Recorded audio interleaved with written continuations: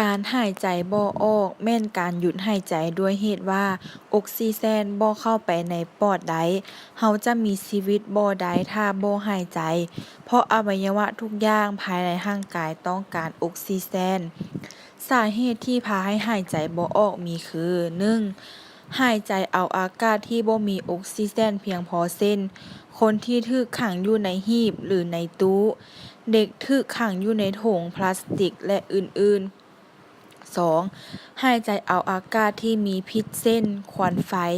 อายถ่านหินควันรถ 3. มีสิ่งของตันทางหายใจเช่นแก้นมากไม้น้ำเข้าปอดหรือว่าตายดึกน้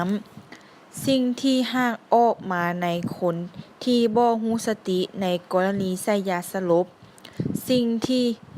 อายออกมาของเด็กน้อยเกิดใหม่ลิ้นตก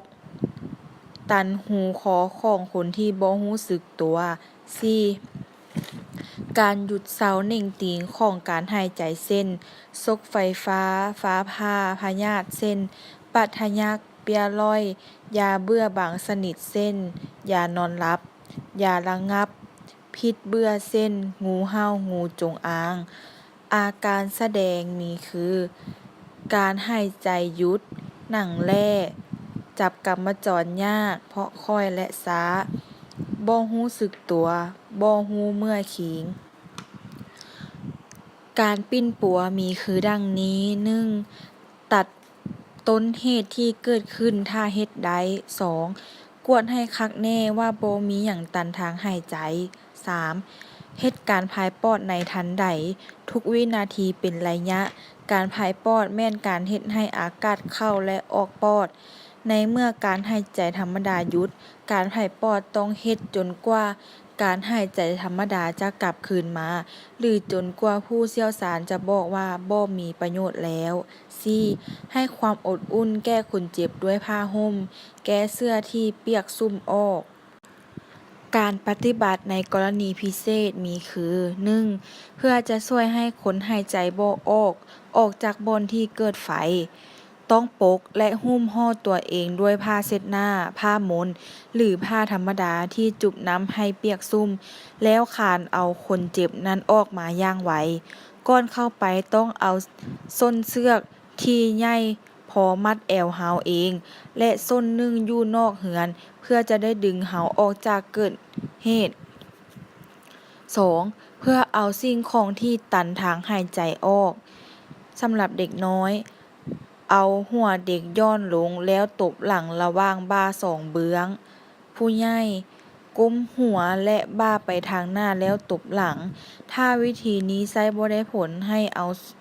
นิ้วมือทั้งสองนิ้วแย่ลงหูคอเพื่อเฮ็ดให้ฮาก 3. ถ้าไฟฟ้าจับดูดหรือช็อต 1. ให้ดับหรือมอดไฟที่กองเตอร์หรือบอนมอดไฟฟ้าถ้ารู้บอนถ้าบ่รู้บอนมอดก็บ่จำเป็นต้องเสียเวลาต้องเอา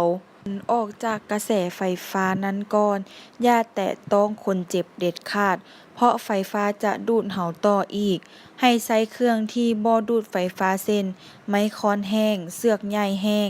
แป้นผ้าแห้งสิ่งของที่เฮ็ดด้วยยาง 2. อย่าจับสายไฟฟ้าหรือคันที่ถูกไฟฟ้าจับด้วยมือเป่าหรือเปียกซุ่มหรือเฮ็ดด้วยเหล็กเพราะสิ่งของเหล่านี้ดูดและส่งกระแสไฟฟ้าได้เมื่อคนเจ็บหากเอาออกจากไฟฟ้าแล้วให้เฮ็ดการผายปอดให้หายใจคืนเมื่อคนเจ็บหากรู้สึกตัวแล้วให้ปิ้นปัวบาดแผลไฟไหม้และป้องกันช็อกจะเกิดขึ้นได้วิธีป้องกันไฟฟ้าดูดมีดังนี้ 1. ให้ใส่เกิบพื้นยางทุกครั้งที่จับต้องเครื่องใช้ด้วยไฟฟ้าได้มือของท่านต้องแห้งก่อนจับเครื่องใช้ด้วยเครื่องไฟฟ้าสายไฟเด็ดขาดหรือเก่าต้องเปลี่ยน